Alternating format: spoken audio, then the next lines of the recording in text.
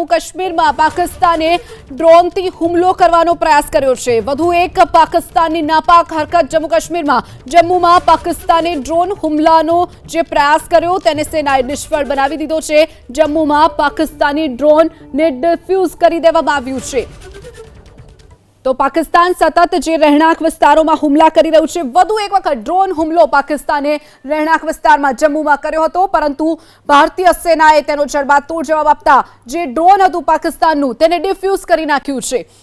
તો જમ્મુ કાશ્મીરના આ દ્રશ્યો છે। વધુ એક વખત જમ્મુમાં પાકિસ્તાને ડ્રોનથી હુમલો કરવાનો પ્રયાસ કર્યો, પરંતુ તેને પણ નિષ્ફળ બનાવી દેવામાં આવ્યો છે। સતત પાકિસ્તાન પોતાની નફટાઈ જે બતાવી રહ્યું છે, સતત રહેણાંક વિસ્તારોમાં તે હુમલા કરી રહ્યું છે।